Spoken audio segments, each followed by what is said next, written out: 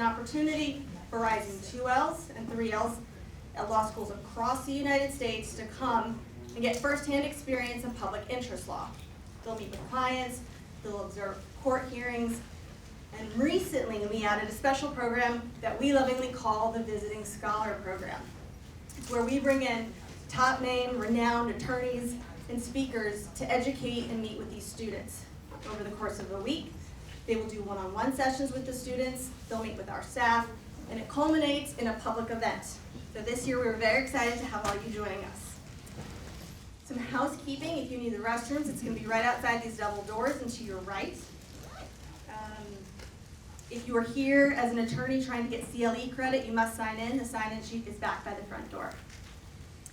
So thank you for coming today to hear from the world's foremost attorneys in sexual assault and discrimination cases. Dr. Ann Olivarius is known by her clients and opposing counsel to be a ruthless advocate and unrelenting in her pursuit of justice for victims. She's an international feminist lawyer. She practices law in England, Wales, and the United States. She's chair and senior partner of McAllister Olivarius. Before starting her firm, she attended Yale University, where in her senior year, she sued the university, along with her classmates, establishing for the first time ever that sexual harassment was a form of sexual discrimination, outlawed by Title IX. She was one of the first women to ever be a Rhodes Scholar to attend Oxford. Following her time there, she returned to Yale, where she completed a 5-year joint JD MBA program in just 3 years, graduating with the highest honors, of course, all while pregnant in her senior year. Her incredible academic history led to an even more impressive career. As an attorney, she has done things like sued Fortune 500 companies, the Catholic Church, and powerful political individuals. Her work as an advisor has connected her with people like Nelson Mandela and Margaret Thatcher. She's been able to impact the lives of countless women who experience sexual assault, sexual harassment, and discrimination. She is a true champion for equality and change around the world. Her most recent ongoing case is against the Harvest Riverside megachurch in California. In this case, she is fighting for childhood victims of sexual assault, rape, and torture at the hands of a prolific pedophile employed by the Harvest Church to run orphanages in Romania. She's come here today to talk to us about her work in these incredibly important cases. So please join me in welcoming her to the stage. Thank you. Thanks. May I close that so I can see people? Okay. I worry if we close it, it might disappear, and then we might not be able to get it back. But what I can do is lower it. Thank you. All in heels. Thank you very much for having me. I'm here today because the state of plaintiff's law in the United States is in peril. It's really hard to bring cases that we try to change the system, to expand the conversation on civil rights.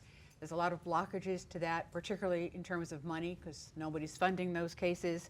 And these days, nobody says, yeah, we made a mistake, we're sorry for it, and we're going to change our behavior and maybe make your clients whole. No, they all just say, get out of here, and they're defiant. Defiance is really how people respond to any kind of allegation of wrongdoing. And we see this all the time, certainly in all the celebrity sexual assault cases, and all that we do, we see defiance. So I want to talk today about how hard it is and what it looks like on the horizon, that if you fight for these things, for good things against major players, how do you do that, and does it work? And I think it does, and we've got to do it, although we've got to figure out a way to fund these cases. So when attorneys discuss their biggest cases, they usually measure how big by the size of the check that ends up in the client account. Of course, a sizable win is a great thing. It matters to the client. Money is the currency, after all, of our justice system, and may persuade some defendants to change their ways so they don't face a repeat claim. But in my experience representing plaintiffs, the biggest cases are not about money, but about the defendant's power, its status and clout in the world. A big company, a bank, a university, a hospital system, a church is by definition a success story. It has survived ups and downs. It is doing something people value. It has thousands or tens of thousands of employees and contractors invested in its success, and their families too. The people in charge don't just punch the clock and collect a paycheck. They deeply believe often in what it does. Their own egos, their identities become bound up in the fate of the enterprise. So when you sue one of these institutions, it often becomes surprisingly personal. Leaders conflate themselves with what they lead. They take your attempt to vindicate your client as a threat to their egos, an attack on their self-worth, on their own existence. And they can spend unlimited amounts of their company's money to vindicate themselves. A friend of mine who does crisis management for big companies says that there's no more certain way to fill a conference room with lawyers, media experts, and other advisors all earning $1,000 plus an hour than to sue the CEO of that corporation. So a big case is often like challenging a fortress with excellent defenses. In this talk, I will focus on what happens when you try to take on the fortress. I went to college in 1973 to Yale, just a few years after women had been admitted. A lot of people thought we didn't belong. The number of women undergraduates was still under 20% of the total. To be taken seriously in the classroom was often a challenge. During my first year, I co-founded the Yale Undergraduate Women's Caucus. We wanted to fight the inequities faced by women at Yale, from access to athletic programs and to our safety. In our my senior year, as the head of the caucus, I was asked by the Yale Corporation, which is the governing body of Yale, to prepare a report on the status of women as we were coming up to the 10th anniversary of our arrival. We collected multiple accounts of women's experiences and also surveyed most undergraduate women to get a general picture of how we were faring. The most significant finding made tangible something we had only discussed on our whisper networks, that many women students were having their Yale lives upended by being pressured for sex by professors.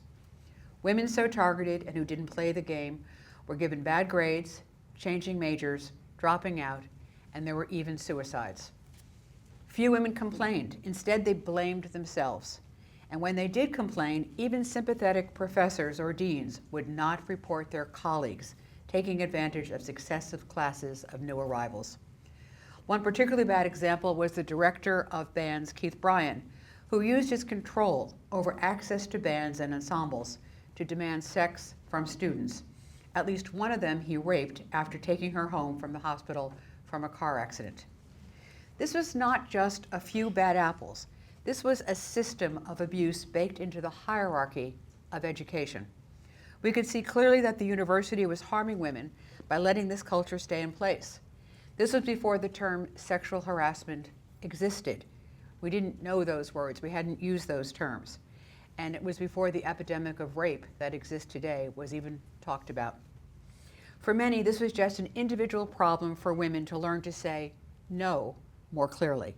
A story in the New York Times ran a quote from Kingman Brewster, who was Yale's president at the time. Later, he became the U.S. ambassador to the court of St. James in England. And he said, if women students aren't smart enough to know how to outwit some obnoxious professor, they should not be at Yale in the first place. Even so, I believe that Yale would want to tackle this problem. Doesn't everyone have a mother, a sister, women friends? Isn't it in everyone's interest to stop rape and sexual harassment? But when we gave the evidence to the university, it stonewalled us, hoping we would graduate and the trouble would calm down. After months of trying quiet pressure, the secretary of the university, with whom I had been working closely, said the police were about to arrest me for defamation, just as my parents were arriving for graduation. Now, as you know, defamation is not a matter for the police. The secretary of Yale, Sam Chauncey, said that Yale would defend the professors. They would defend Bryan and the other professors we had identified as sexual harassers, rapists, and offenders. So we had no choice, but what we did was that we sued in July of 1977. I was one of 5 original plaintiffs in the suit, Alexander v. Yale. I designed the initial legal arguments and found recent Yale law graduates and 1 male professor to develop the arguments and file it. We had to devise a new legal theory that for a university to do nothing in the face of systematic sexual harassment and rape of students by professors denied them an equal opportunity to education, which we claimed violated Title IX of the Civil Rights Act. This was entirely novel back then, when Title IX was only 5 years old. We sought no money, maybe a couple of $100s for filing fees, only a university-wide grievance procedure so that students could register that they were being sexually harassed or raped by Yale faculty. That's all we asked for. How easy would that have been to have done? But in response, Yale paid its law firm, Wigan and Dana, over $1 million to fight us. Now, in constant dollars today, that would be $5.2 million they were prepared to put into fighting this battle. This was not rational. This was the fortress defending an antiquated sense of self. The lawsuit attracted national interest. The Washington Post and the New York Times both covered it. I received death threats, a used condom, and human feces in the mail. The deputy director of Yale Public Relations briefed reporters that I was flunking out and a lesbian, which I can assure you in those days was not meant as a compliment. In fact, I graduated at the top of my Yale class and was selected a Rhodes Scholar, and later got into Harvard and Yale law schools. Yale also knew that I'd been living with the man to whom I've been married for nearly 50 years, but they lied anyway. This is my first experience of an institution that I adored and felt so privileged to be a part of. They were just prepared to lie, and they did over and over again about the plaintiffs, about the lawsuit, about everybody involved. At the time, the abuse was intense and it felt endless, and we plaintiffs felt very alone. One of the architects of Yale's Stonewall was its acting president after Brewster left to become ambassador to London, its previous provost, a woman by the name of Hannah Holborn Gray. She was a tough woman and wanted to be the first female Ivy League college president. She was proud not to be a feminist. But, interestingly, she was passed over, nevertheless, for the permanent job at Yale. And later she became president of the University of Chicago. In the end, most of our plaintiffs were mooted out because they had graduated, as I had done. The law is different now, but then that's what happened. But the district court agreed that our theory that letting sexual harassment run untrammeled meant women received an unequal education. Yale then put in place what it now calls University-Wide Committee on Sexual Misconduct. This Title IX machinery has its flaws still, but it is still the institutionalized progress that we started then, and now almost 50 years later, here it is, where students of any gender can and do use. And the idea of a formal mechanism to receive reports of sexual harassment and rape so it can be deterred and punished has become virtually universal in American universities and industry, and indeed spread throughout the world. I was not an attorney at the time, but it was solid training for my career as a litigator. The tactics Yale used to discredit and demoralize me as an undergraduate have been tried in some form by almost every other defendant I have sued when litigating our biggest cases. Some of these cases are financially big, but not all. To me, a truly big case has reached beyond the client, even though the client must always remain the focused from first to last. But some clients can illuminate dark places, make abuses and bad structures visible to others, so that larger social change can gain impetus from it. I think one of the great examples of this is in the last 30 years in the United States is the movement against child sex abuse in the Catholic Church. It took some very courageous lawyers, primarily Jeff Anderson from Minnesota, to take on the church when people thought it was untouchable. That wonderful film Spotlight rightly praises the work of the Boston Globe, but without Steve Kazarian, an inventive and determined plaintiff's lawyer, having sued the church and thus able to get documents for the reporters that they could publicize, the reporting would have lacked punch.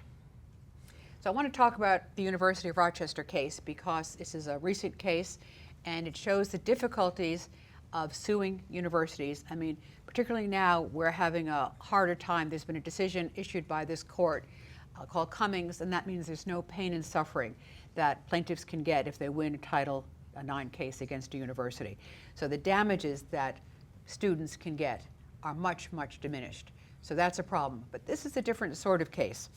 This is one of our biggest cases, and I say that because it reverberated outside the courtroom and helped to catalyze bigger social change. This is against the University of Rochester in New York. There was a bad apple at the heart of it, and he is still there. But more importantly, a barrel that was organized to permit him to continue to rot and wreck his surroundings and the lives of the women he touched. The rapist, Florian Jaeger, an up-and-coming professor of cognitive science, was sexually harassing and raping women students on an epic scale. Jaeger used his power to make the expectation of sex with him part of the whole structure of his department, such that women graduate students had to figure out how to deal with it. They would ask, should I avoid him even though I want to take his course? If I say no and do not have sex with him, will he give me a bad reference? Is he joking or is he really serious? Is he really able to use the department budget to bring in guest lecturers he is bragging about having sex with?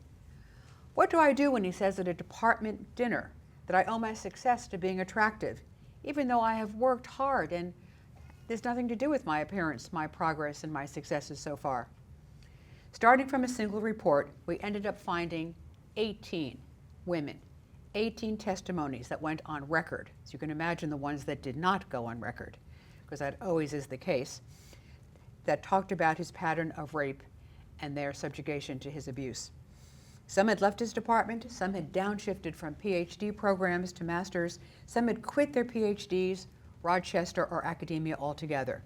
There were leaves of absence for depression and at least one suicide attempt. The ripples of his bad behavior were significant. Other very distinguished professors sticking up for these students made complaints to administrators 29 times, and they were rebuffed. The formal university investigation used every trick in the book not to find evidence against him and to minimize what he did. And they cleared him.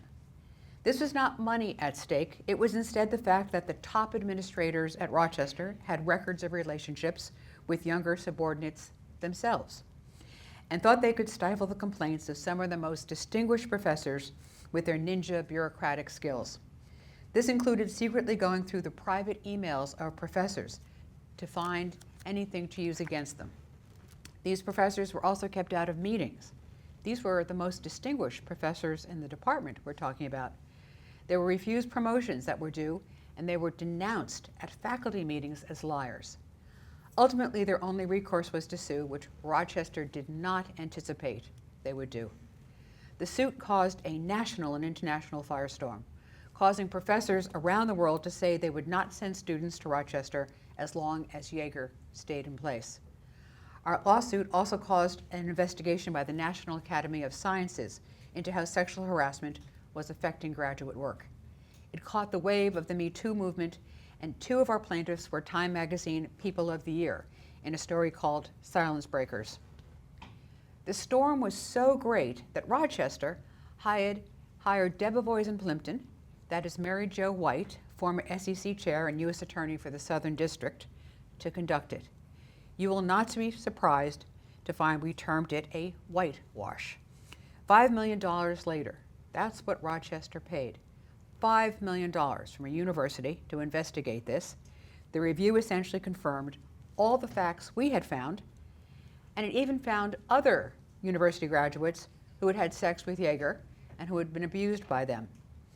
But still, Mary Jo White, Debevoise and Plimpton said that none of it, was contrary to law or university policy, a finding that was blatantly false. But they said it was okay. Why is anybody bothered? The day the White report was issued, the university's president resigned. A year later, the university lost almost all of its motion, and Mary Jo White was proven to be profoundly wrong in every respect. That was $5 million down the drain for Rochester. Rochester promptly settled with us for $9.4 million. It was never about money. The university's insurers supplied the funds. It was about pride, rage at being challenged. It would have been much cheaper for the university to have paid earlier. A fact that we proposed, we asked for $10 million a couple of years before. We would have taken half, to be sure. So Rochester thought they could outspend us and outlast us. But I wanted just to show you visually at what cost, because people think, well, okay, it cost $9.4 million to Rochester, but what did it really cost them? You can show it. We estimate that it cost them around $46 million for this suit. $46 million, please. So this is how it breaks down. You can see time off for the press, their internal legal fees of $3 million. They had to pay off Seligman to get him to resign. They paid him $2 million. They had to make an offer to the next president's husband. Then I felt they had to hire a woman, of course. So they had to pay something to her husband. They gave him $500,000 to come. They had to search for and hire a new president for $2 million. You can see all this. Yeager was on paid leave when they investigated him, and he got paid $225,000 for sexually harassing and raping students and just going on leave and having a good time when the investigation went on. So you can see what this cost. They also tried a restorative justice initiative, and that cost $400,000. Please. So that's the settlement. Next, please. And this is the investigation. She claimed that our clients had no legal case. So that's something else to find all this rape, harassment, abuse, no violation of university policy, and that we had no case. But Judge Villardo disagreed and held for us in every material way a year later. But I can tell you when her report was issued, again, there was more abuse. Plaintiffs' lawyers, what are they doing? They're just trying to extort people for money. We weren't at all. Please. They did this story, restorative justice is a sort of sexy thing around a lot of campuses. They say, well, look, we don't want to pay any money, but we will pay to do restorative justice. But this is how Rochester did restorative justice. The victims were never included. Yeager and his allies were the focus, not those who had been harmed. It was all about them. They never apologized. Yeager never took responsibility. He's still very defiant. Next, please. These are the people they had to replace and what it cost them to replace these incredibly distinguished professors. And these were professors that the world know are at the top of their profession. These were just not some, nothings who were doing a little bit of work in a research lab. These are the people that are defining the field. They make the conversations. They find the new data. They make this area grow. Next. They all left. Next, please. And then Seligman left, and it cost $2.8 million to replace him, to pay him off, and then $3 million more for their internal legal fees that they had to pay for their office. And then more economic losses. You can just see it's just so much that nobody generally in lawsuits wants to chronicle afterwards. I've sued Yale a number of times. I think they sit down and they just say, well, so it's going to take a little bit of our internal counsel's time. Not that much. Okay, maybe a little bit of extra for court filing fees, maybe a few experts. But no, this is really what it costs to bring these lawsuits. And I wish universities realize this. And of course, it's a similar tabulation for businesses, for hospitals, for every place who gets sued. Okay, so this is what, we got paid, and they could have used $5 million to buy out Yeager at the highest cost if they had to do that. I wouldn't have paid that to him, I would have sued him, but nonetheless, they didn't want to do that. Okay. So there are non-economic costs. Now they have trouble recruiting faculty and students. There's a hugely low morale among students, faculty, administrators, and Yeager remains, and he's a source of continuing unease. Next. So the litigation achieved a number of things. It gave students a sense that democracy, fairness, the laws actually work, that this kind of behavior is wrong, and there are penalties for it. You just don't get a promotion, you get penalties. So that's been really important. There's a dedicated office to investigate harassment claims. Okay, we've got now 5 or 6 more cases against the University of Rochester. We've got one right now where the medical center, they've got a really powerful doctor there, and because of his behavior, it looks like maybe a lot of babies have died. So I mean, we get cases all the time. The Eastman Music School, we keep getting cases, tremendous harassment there. So we're sort of known in that region. So it hasn't, the case against Rochester that we brought hasn't cleaned everything up, but certainly it's making people aware. Maybe there's more litigation because they're aware that there can be redress. Actually, there is justice. Please, next. And then we've had bigger things. We had changes to the New York State law on sexual harassment because of this case.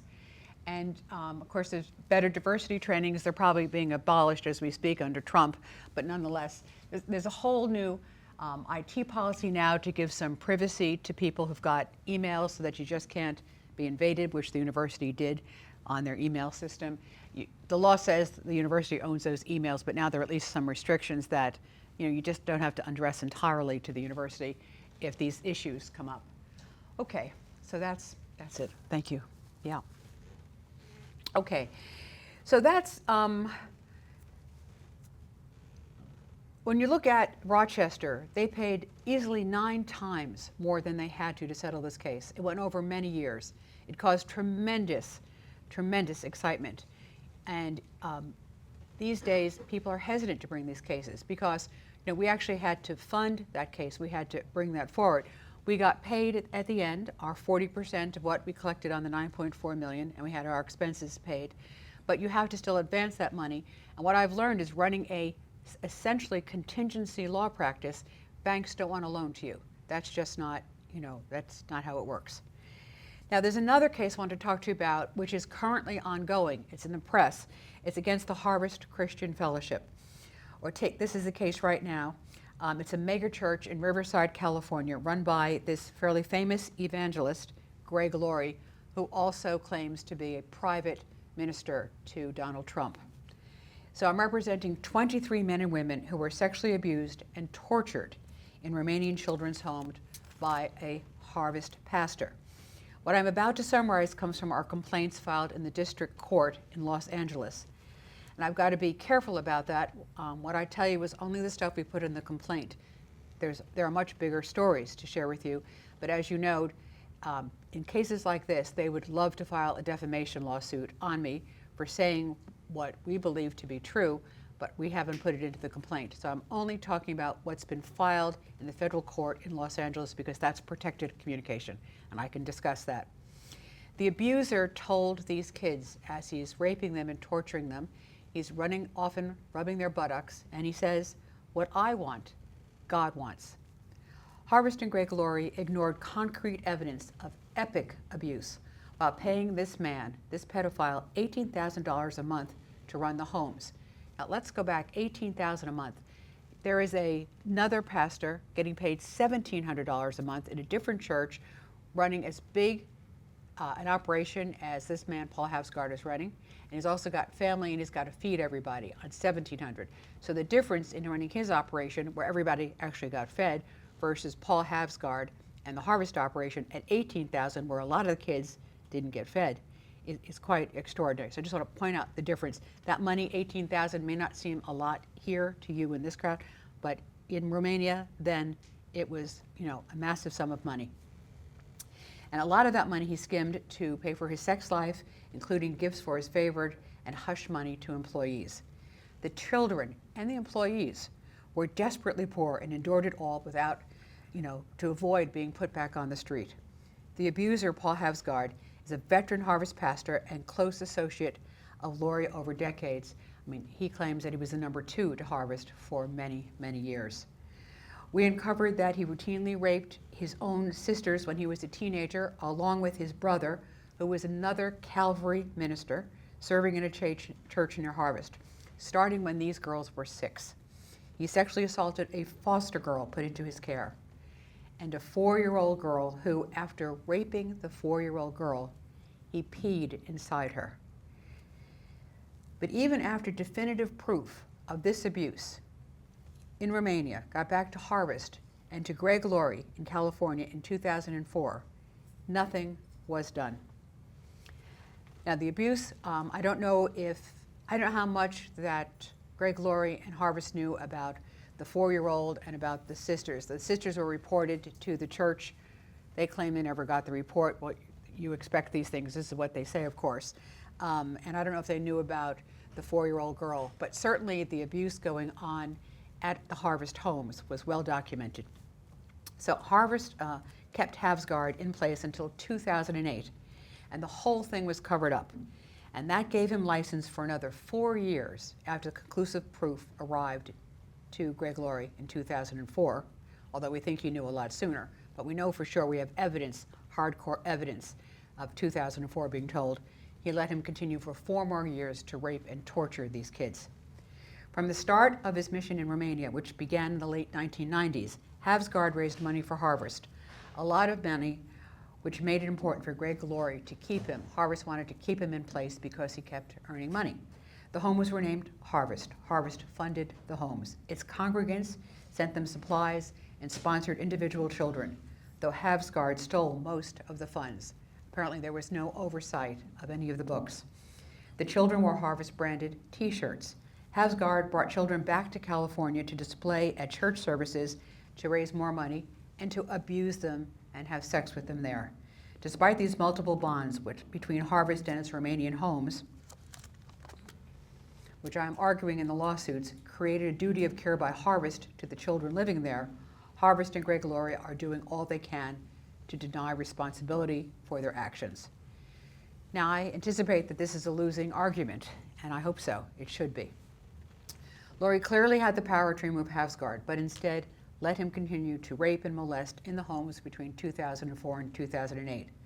Havsgaard even received a severance payment signed by Greg Glory for $200,000.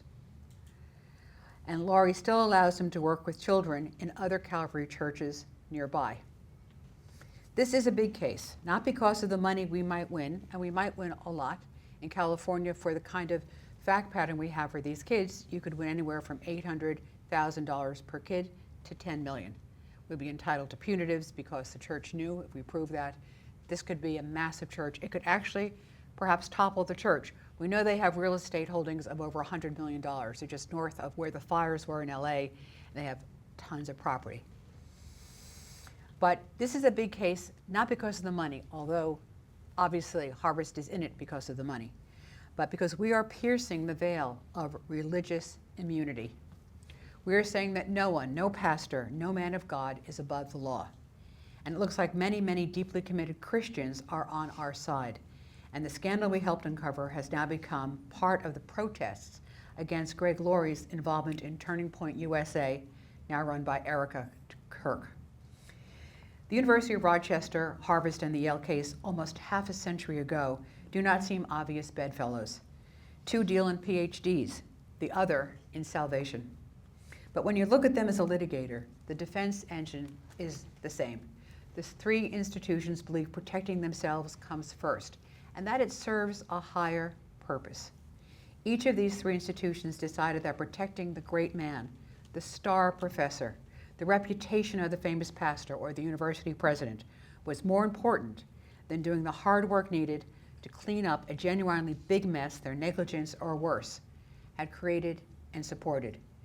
Greg Glory clearly believes that some lives are more important than others, his most especially. That makes a big case to me. You cannot walk into these cases thinking like a commercial litigator. If you treat this case like a contract dispute or a slip and fall, you're going to fail. These institutions are not trying to minimize damages. They are fighting for their existence and to deny any legitimacy to the challenge that we give them. The most critical moment of the entire case isn't the verdict. It isn't the settlement. It is the moment right at the beginning when you sit across from a potential client and you have to decide if you are both ready for a series of battles that may well extend over many years. Before we file anything, before we draft a complaint, we have to have the talk with a prospective client. And I tell my lawyers, you must want to give your heart to your client, because if you don't, you won't survive what comes next. But you also have to warn them. I tell my clients, this will be the hardest thing you ever do. The defense has a playbook. They do not litigate the facts. They litigate the plaintiff. And if they can find a way, they will litigate the lawyers. I often tell my attorneys, the defense's goal is to break your client. Your job is to ensure that that does not happen. The system is not therapeutic. It is a re-traumatizing by design. I tell my clients, they will dig through your emails. They will find that one text message you sent 10 years ago when you were angry or drunk or heartbroken, and they will use it to paint you as unstable or a liar. In the Rochester case, they denounced honest, tenured professors at the top of their game, people with impeccable records, as liars in open faculty meetings. They also have what they call FU money.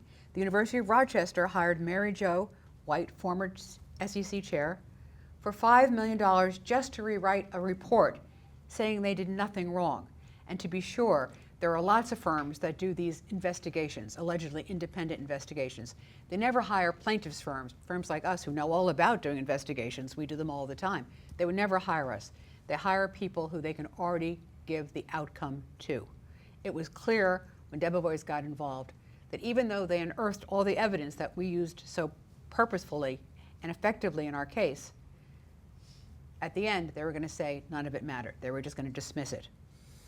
So Mary Jo White, who should have been better than this, she eagerly did their bidding without considering the moral cost to her and to her firm, Debevoise and Plimpton. Yale hired a distinguished law firm to do its bidding years before, pulling out all the stops to win, including lying in court, and paid them handsomely for their work.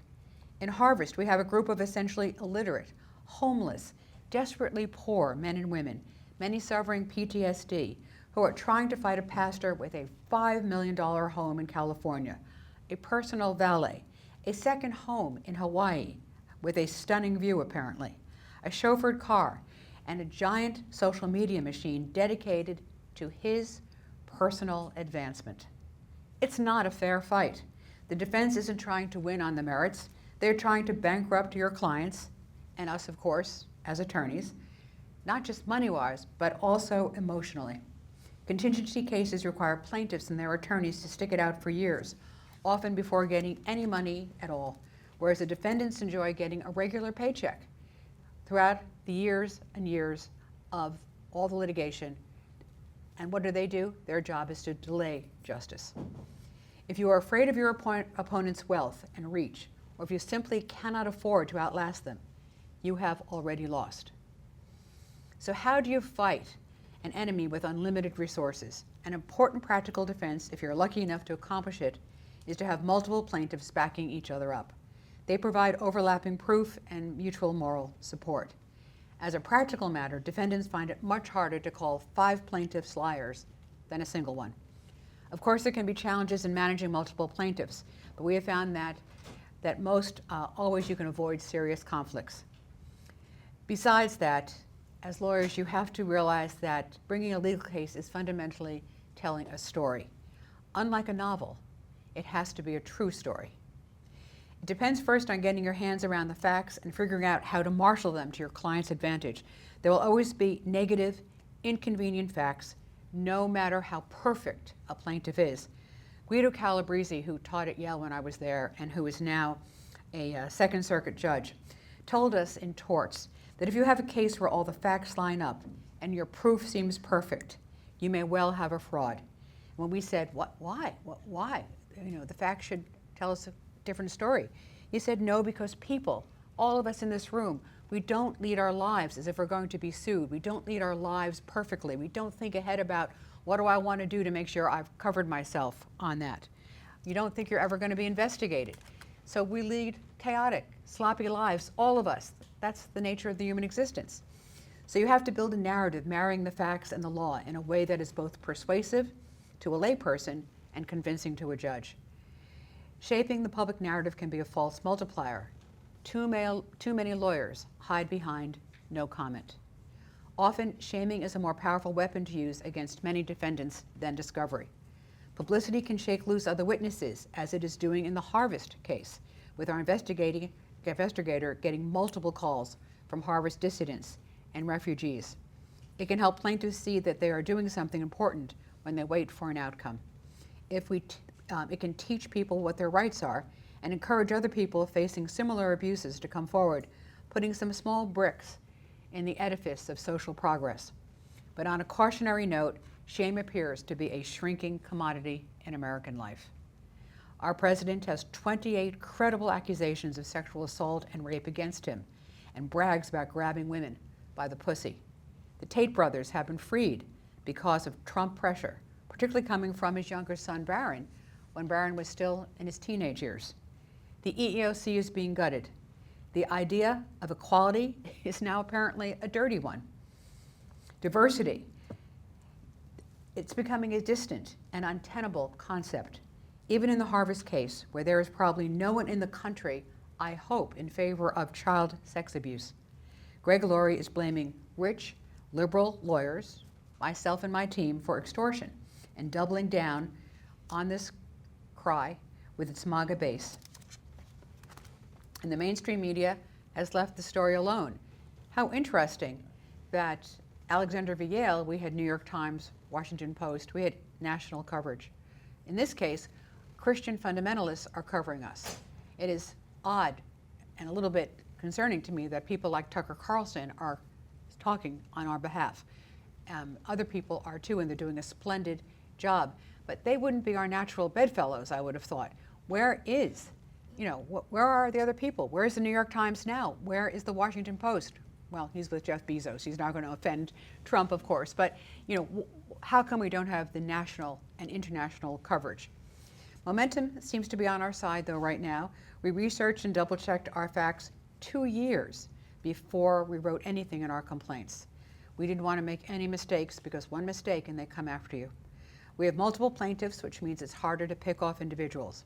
Our complaint includes pictures of almost every plaintiff as a child when they were abused, and now showing the cumulative effects of being chewed up in these homes and spat out without education to lives of poverty, drug addiction, sex work, and unresolved PTSD.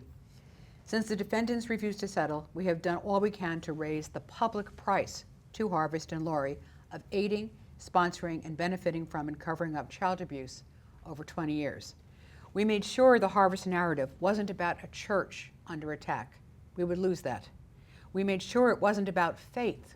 We would lose that, too. It was about a church carefully and deliberately hiding horrific abuse and torture, and its pastor, Greg Laurie, who simply doesn't care for the harm and lives he has knowingly destroyed. For him, it is all about the money in his pocket. Younger attorneys often fantasize about the glorious, jury verdict you're going to get. But the reality, 95% of cases settle. So don't fetishize the verdict. A win is also a settlement signed at 2 a.m. that changes the system, as what happened in Rochester. A win in Rochester having to overhaul its harassment policies, and New York State making the standard of proof for sexual harassment easier for plaintiffs, which happened only because of our case. A win is the president of that university resigning. A win is fighting the non-disclosure agreements, the NDAs, so our clients can finally tell their stories. A win at Yale created sexual harassment law in the United States and around the world and brought the epidemic of rape into clearer focus. A win in Harvest will be justice for 23 men and women who have had their lives upended, not just by one man's sexual compulsions, but a whole system that rewarded negligence, denial, greed, and cover-up. Our win will be when the United States justice system finally hears and validates their suffering, even though much of it took place abroad. This work is not just litigation, it is really excavation. They bury the complainants. Institutions are designed to bury the truth. They bury the complainants in human resource files. They bury the trauma in NDAs. They exhaust and re-traumatize their survivors under shame. Evidence disappears. Our job as litigators is to pick up the shovel. It will cost you. You will carry your client's pain. It will keep you up at night. For many plaintiffs' lawyers, it will sometimes nearly bankrupt you. But it will give you a reason to live.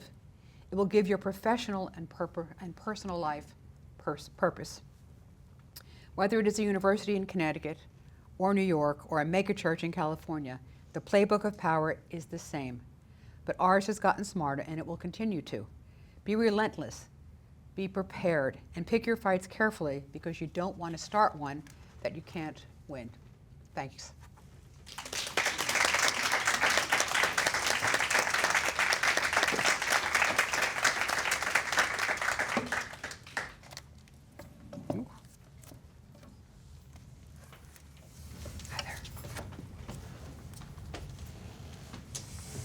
Thank you so much. We are now going to move into a Q&A session. I'm thrilled to be able to invite up one of our Ackerman fellows, Caitlin. These were, as you may remember when registering, we asked if anybody had some questions for our speaker today, and so these are some pre-selected questions. We are going to be mindful of time, but we are doing fantastic on time, so we should be able to get through all of the questions. Here you go. Thank you very much again for being here, Dr. Olivarius. We've had an incredible week with you here in Charleston thus far. Dr. Olivarius has come and spoken with each of the Ackerman Fellows for a whole week. Every morning we've gotten to be in a room together, learning and growing and educating each other about your experiences as well as our own experiences. So thank you again. This week has been incredible. I want to start off by something that you talked about a little bit in your presentation. Oftentimes in law school and in the field, they will give the advice that it isn't personal as a lawyer, that you can go home at night, you can separate yourself from the case. Is that ever possible in a plaintiff's law case? Well, is that possible really anytime? You know, most of us may have had that experience. I do often, where somebody says something ugly and then I respond in a way and then I leave and afterwards think, you know, why didn't I say something really a lot stronger? Why didn't I tell them to go to hell? Why didn't I say ... And I don't, you know, because we try as lawyers always to be, I'm going to say kind. We're forceful in court. There have been times that I can be dramatic in the courtroom. That's always planned. Never, though, in personal dealings. You can't leave your profession behind, I think. You care about your cases, but even we're perfectionists, a lot of us, and so even in contract cases or something, if you lose or you're thinking about something or how can I achieve that for my client, I mean, I go home and think about it. You know, I lay in bed pondering, okay, what about this, what about that? So I don't think you can ever leave it behind. It's not a profession where you can say, yeah, it's Saturday, I'm done, you know, yeah. Now, in the world that we're in at the moment, with all of these technological advances that have very recently, it seems, come and entered into the legal field, with AI at the center of almost everything that we're doing these days, how have you seen AI impact not only the process and how your firm takes on cases in plaintiff's law, but also in the types of cases that you anticipate or are already seeing in this area? Well, we've talked about this week. AI is going to destabilize the legal profession for sure. Many other professions also, but we're not talking about that side of it today, but there's a lot that could be said. But certainly in our own practice, you know, I started off at Sherman and Sterling, now A.O. Sherman, and I ran the corporate department in Washington, which, you know, Sherman and Sterling felt that they were arrogant, of course, and felt that they were the best corporate law firm in the world. They didn't even bother to say the United States, it was the world. And so, you know, I was accustomed to having a lot of people there, really well trained, working hard, endless hours. We used to bill 2,700 hours a year. You know, we asked our people now to bill 1,800, but even that's changing. So I went from there to then running a practice based in England, but in the States, in Ireland, and in England. And then we take cases around the world if they're important and we think we can make a difference, and we co-partner with people. But certainly AI is going to change everything. Right now I'm trying to get in front of it. So for instance, we had a contract on beautiful premises that came due this March after 10 years. I canceled that contract because so many of our people want to work from home. It's a big push, so that's important for them. And so often these beautiful premises would be half empty. People don't work in Europe the way they work here at Sherman Sterling all weekend. The office would be filled. That's not the case in London. Certainly people don't work that way and don't want to work that way. And we got rid of that. Now that saved me $1 million a year on premises costs. And now people work from home on Tuesdays. Everybody comes to my house, which is large enough to hold everyone. And we have a big lunch. We talk about our cases. And the rest of the week, we are on Zoom or Teams to figure out problems and to address what's going on. So we're closely knit. But the other thing that's happening, which is more worrisome for people in this audience, is that AI is going to decimate the junior ranks. How can it be? How do you train lawyers? You know, one of the problems we had with working from home is if a lawyer is not in the office, how do you train them? You don't learn the craft really well when you're working from home. Some stuff you can do, sure, but if you really want to be excellent, you want to be with somebody, you want to work on the problems. And that's gone. And so now we have AI. So our pre-action letters, which can be maybe 100 pages, Claude, Litharo, I can get those things written now by AI in just a few days, you know, hours really, depending, and then I revise them and revise them. It would take a junior associate maybe 3 or 4 weeks. The investigation work that we do before we do anything, and we hire investigators. I'm not going to need as many of those because, even our support staff, all of our paralegals, we're training them how to use investigatory skill so that they can do the research. I don't have to hire an investigator. And our lawyers, we're training to make sure they can do it all too. So I'd say we had 65 people less than a year ago, and now we're down to 30, and we're more profitable because of it. And I miss those 30, all by natural, people go off and do stuff. It was great. We didn't have to fire anyone, but I'm glad that we've shrunk. We've made it work. We're more effective and lean as this group.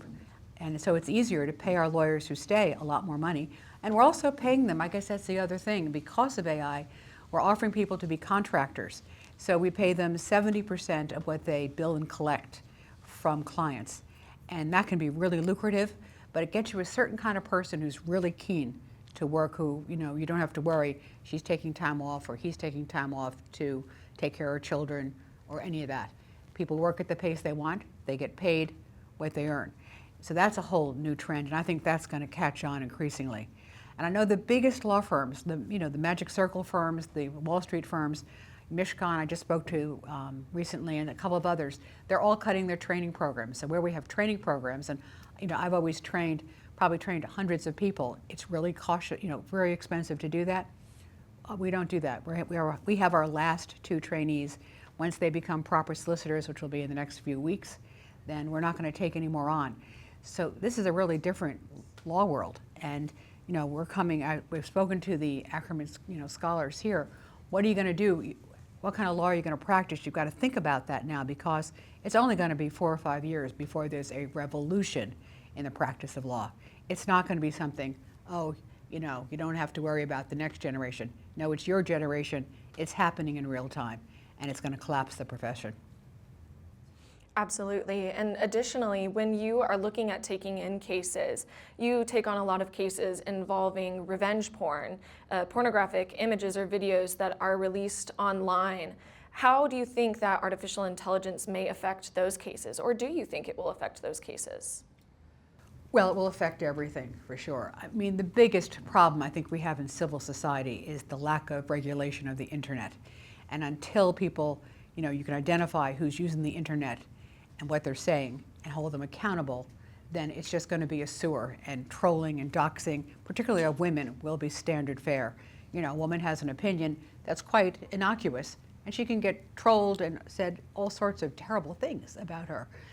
This is unregulated. We need to stop this. It's really hard. We're drafting, here in the States is this legislation called the CDA, as you probably all know, and it means that the social media platforms are protected. They can do whatever they want to do. There is some issue about child pornography. Okay, fair enough. But in Britain, I brought forth a regulation, online harms bill, to try and defeat the CDA, because the internet is obviously global. So if we start having regulation in Europe, then this will affect what's going on. We were doing really wonderfully until Zuckerberg came, and there's been a lot of threats by Google and other stuff, so it's a much more watered down version. It's still probably the most progressive legislation in the world today that's about to go into effect, but we have a lot of work we have to do. You've got to get rid of anonymity so that people have to be held accountable for what they put on the internet and all the trash. And I understand, just the other day I was talking to a woman who runs Culture Reframed, which is the biggest, I think, resource fighting pornography. And that's something, and she told me that apparently a rabbi is running the biggest pornographic enterprise in the world. And I think that one of the things we have to do is get the names of all these people. I think it's important that his kids, his wife, they're all held to account that, what your dad does? Do you like what your dad does? We have to start to figure out ways to fight these things. Pornography certainly is not an advance for any woman in this. It's not empowering women. It's not doing anything for them that is positive.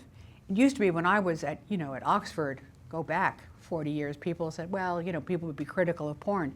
But, as, Andrea Dworkin said, pornography is the theory and rape is the practice.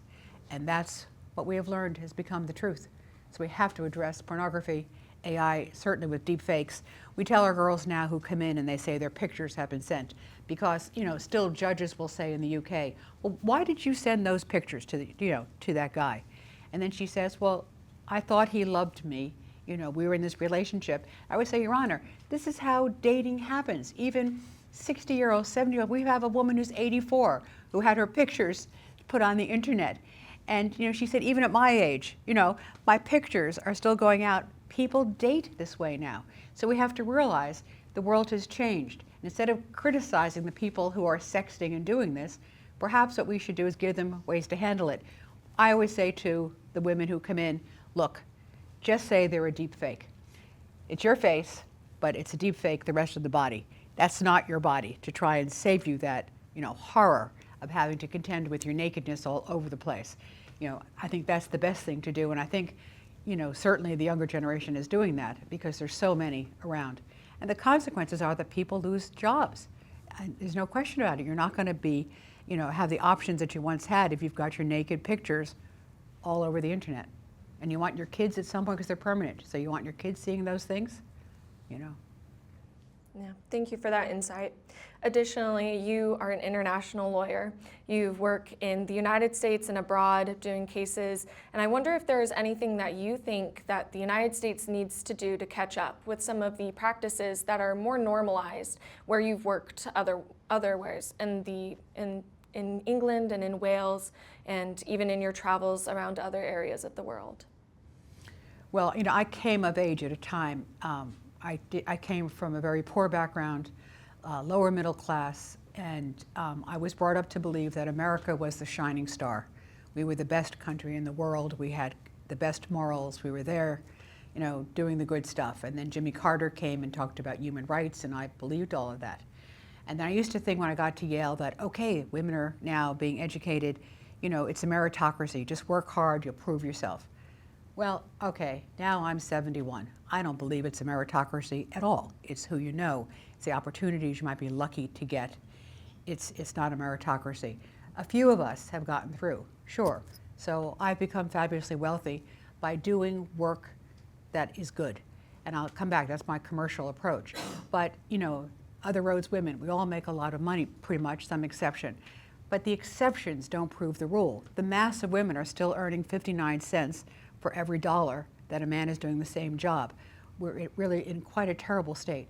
In the United States, there's still no mandatory federal maternity or paternity leave. In Europe, healthcare is free. You can complain, and Americans do, well, we don't want the national healthcare system in Britain. But I can tell you, I live in it, and at least everybody I know is getting healthcare. They're being taken care of for free, compared to here, where people are losing healthcare, and what do? You know, abortions are being decriminalized, but it's, you know, a common experience that people have in Europe. You don't go through the same stigma here. And here, 36 million women have lost their abortion rights, mostly the poor and vulnerable women. Women with money are never, in the United States, not going to be able to get an abortion. Of course they are. So that's really different. The notion of the whole way you live life. We have maternity and paternity leaves, often not in every country, but in many of them. And certainly, you know, in England, we have, you can take up to a year for maternity leave on various ways of pay, but it's a protected qualification. It's an advertisement that we love our kids. You know, we want to make sure they get taken care of. You don't have that here in the States. There are real differences, and now I'd say, you know, I mean, Trump has certainly put the candle on that cake. But I don't think throughout Europe, you know, America is and I'm an American citizen too, but we're laughingstocks. People are horrified. You know, they look at us as moral eunuchs. How can this be allowed to happen? And how does it continue to happen? Where's the revolution? You know, Jerry was talking about the Vietnam days and taking over student buildings at NYU and protests. Well, where are those protests? What's going on now? You know, I think people are afraid of being killed, frankly, you know, because it's a very fierce and violent world. So I don't think life is getting better, and certainly gender-based violence is on a rise. This is going to be really provocative to some of you, but I've been representing high net worth women and women in jobs, all, you know, complicated jobs, and then I've been representing women doing manual work who, you know, can't get paid, doing postal work, all sorts of women, and it is rare. It is so rare when a woman doesn't tell me that she has not been sexually assaulted or raped. I think it is a common epidemic in this country. Most women have been raped or sexually assaulted. And women need to speak up and say, yes, it's happened to me. The shame is not ours. The shame is with the men who do this. And somehow we don't quite get that clear. And we've just had the Pellico trial in France, which some of you may have followed, this 70-year-old woman who has a husband who's drugging her and then inviting neighbors and men to come in and have sex with her. She's dead to the world. All the pictures of her and the videos, which she insisted got shown in French court. She said, the shame is not mine. I want the videos to be shown in this court. They become public. I didn't do this. Her husband did this. They had videos, I think, on 52 men. So 52 men clearly were guilty of rape. And interestingly, every single man walked into that courtroom with a woman by his side. And then the French police told them that what they realized is that a lot of the women and the men were drugging, since this Pellico case became public, that it became public that a lot of men started drugging wives and partners. And apparently there's a hair test that can be done that will tell you absolutely whether that's happened to you. And the police went to the 52 partners of these men who raped Mrs. Pellico, and they offered the test free of charge. Not one woman took the test. What does that say about the world, about our society? You know, there we are. Yeah. These are heavy topics, and it's a heavy world to be involved in when you take on cases like these. What would you tell someone who's looking to be a plaintiff's lawyer? Is it worth it? I think, you know, if you're suited to be a lawyer, it gives you great satisfaction. I think it's important, going along with the AI, to think about how can you make money by doing good. That's been my commercial approach. You know, you can't run a practice where you're always looking, how do I keep the lights on?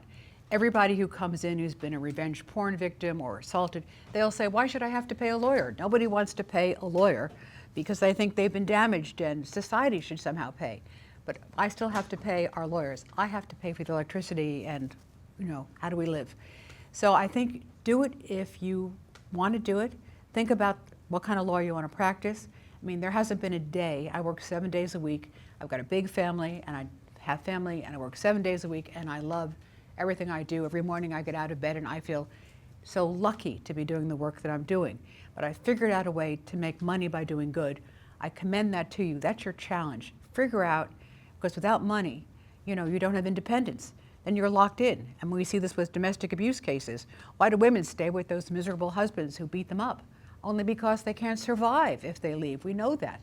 So we have to give women a shot to survive. You've got to figure out a way, if you get a law degree, how do you use it, keep it, so that you can actually protect yourself, protect your family, make some money, and maybe do good with it. Isn't that a wonderful thing? You know, when I graduated from Yale, 5 years out, there was a reunion, and people came back to the law school.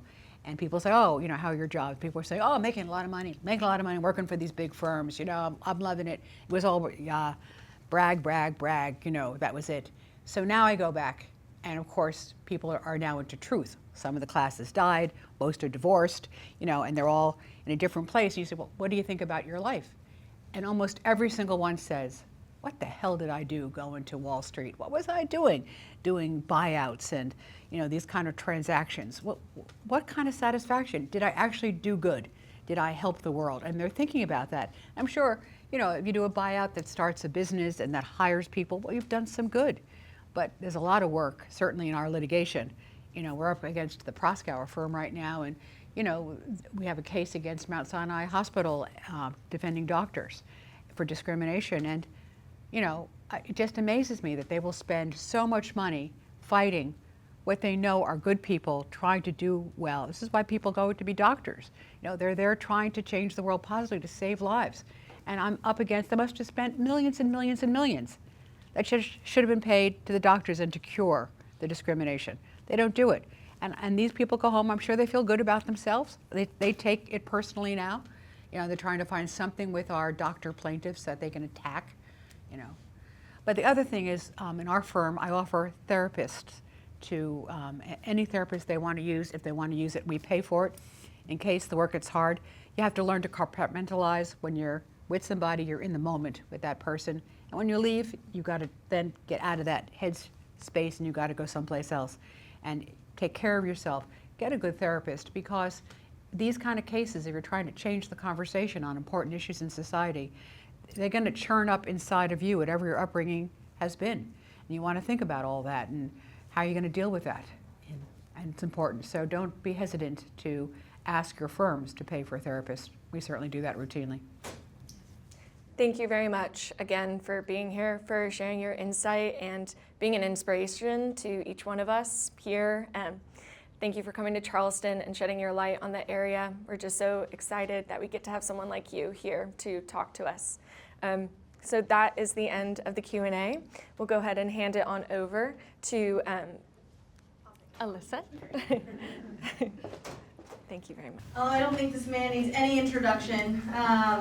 But for those of you who do not know, I'm going to welcome up here our fearless Chairman of the Board of Directors for Charleston Pro Bono Legal Services, Jerry Kaynard.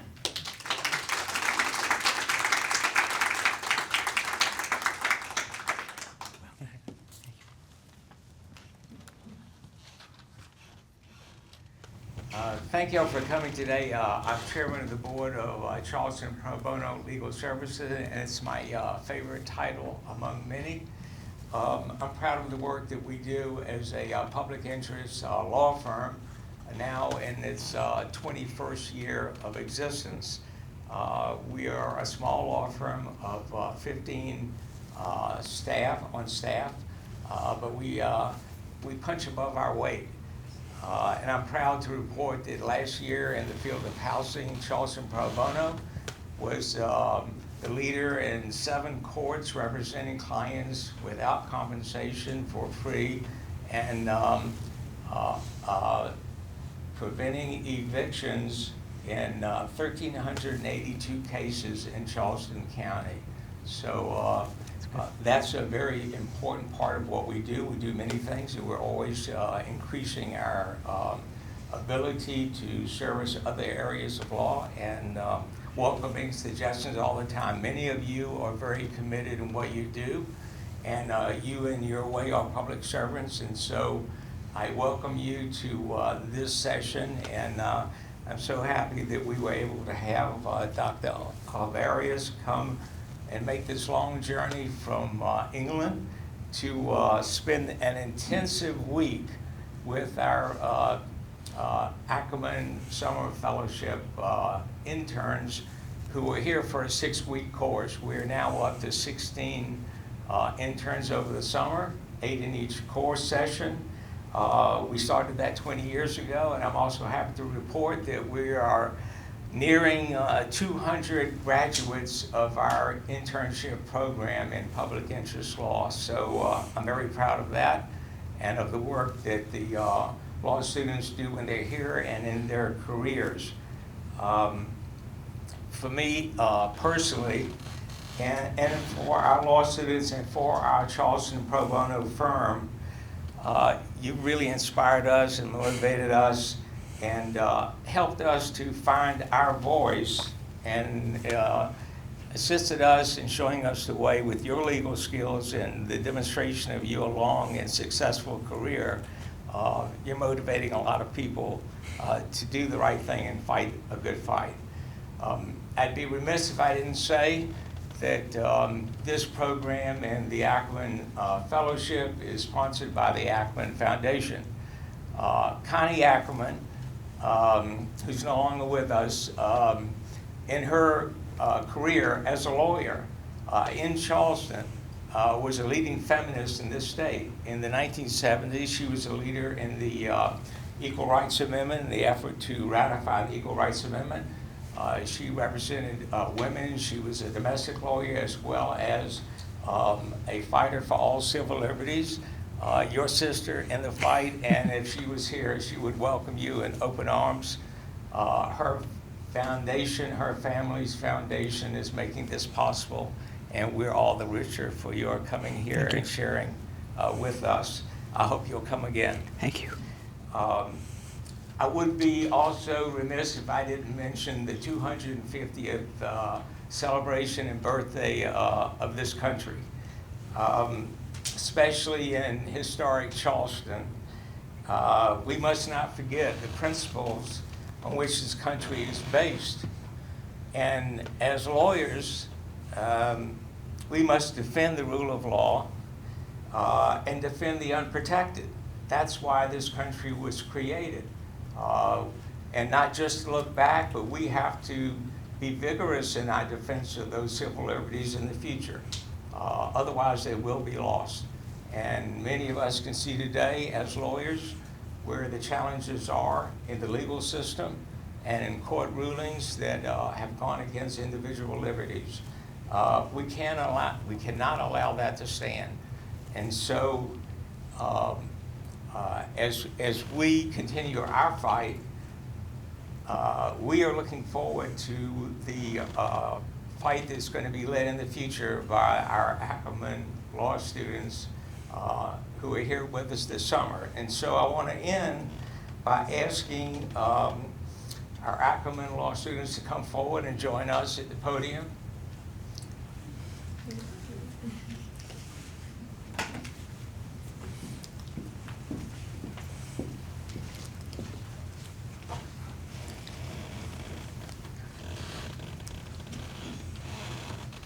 Thank you for joining us this summer, and I want to say that we are investing in you, our faith that you will lead us and fight for good causes in the future and share with us your successes.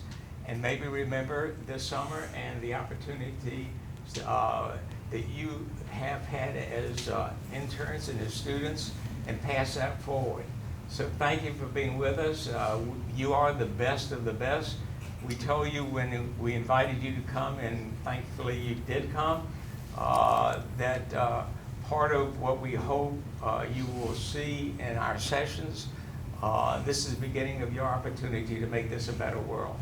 And so we have all our hope invested in you in the future. So let's give them a round of applause.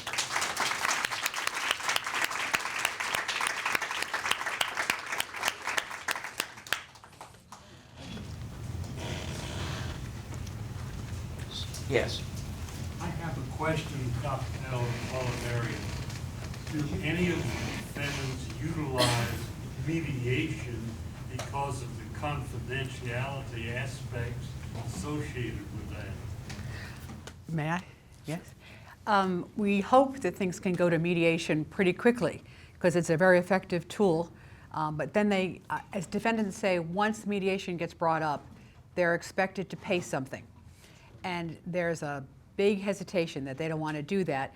Nowadays, the routine is you bring your case and you take your insults from the defendants, and then after you win at summary judgment, before you go into the courtroom or on the doorstep, then they'll say, why don't we mediate, let's talk.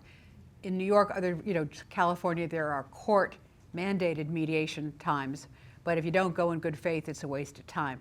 The defendants have to come with a checkbook, and it's a long process. And as long as defense counsel is getting paid by the hour, hell, why would they want to settle anything? You know, I can buy my next yacht, I can go to there, I can do this. You know, they're in the business of delaying. So it's got to be their people who are running them have to say enough.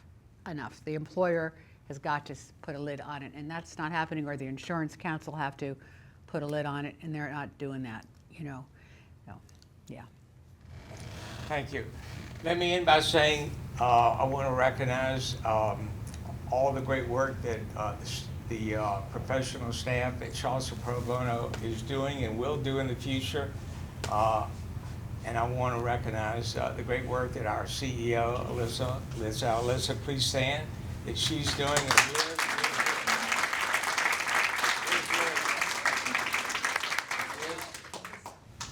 Liz not here. She went out? Right, she's down there. Okay. She's down there. Yeah, and for all the good work that Liz is doing in putting the Ackerman Fellowship together and being our Director of Education and Outreach. There's much more to be done. Join us in our fight for a good cause. Thank you for what you're doing, and thank you for coming to our session today. Thank you. Thank you. Thank you.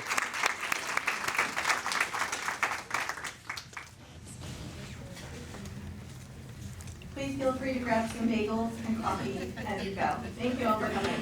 Great. Thank you. Thank you.